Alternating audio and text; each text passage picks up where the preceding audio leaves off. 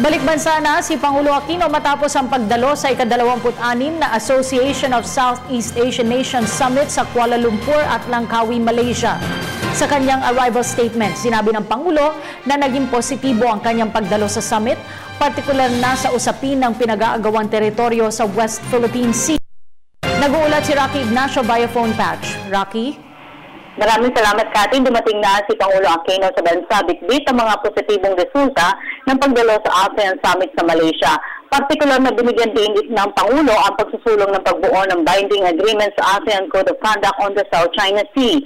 Ikinalugod ng Pangulo na maging ang iba pang ASEAN member economies na hindi claimant sa West Philippine Sea ay sumuporta na dapat bigyan solusyon ng usapin para tiyakin ang pagpapanatili ng peace and stability sa riyon.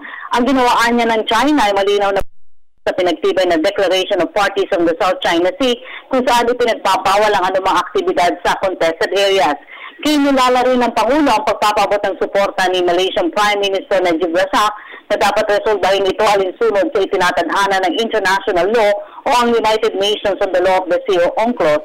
Pinagtibay rin niya ng Pilipinas at ng Vietnam ang kooperasyon sa larangan ng defense at maritime security. Katulad ng Pilipinas, ang Vietnam, Brunei at Malaysia na kapwa miyembro ng ASEAN ay may inaangking teritoryo sa sea.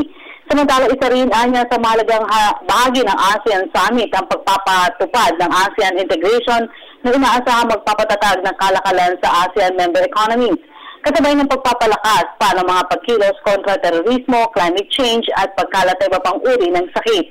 Isinulong rin niya ng Pilipinas ang kahalagahan ng ASEAN para tiyakin ang kapakanan ng mga migrant workers.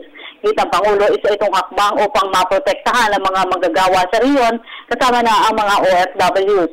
Hindi na dapat maulit ang Jing Veloso. Dagdag ng Pangulo, ginawa ng pamahalaan ng Pilipinas ang lahat, kasama na rin ang pakikipag-usap kay Indonesian President Joko Widodo sa Malaysia para maisalba sa parusang bitay si Veloso dahil sa kasong iligal na droga.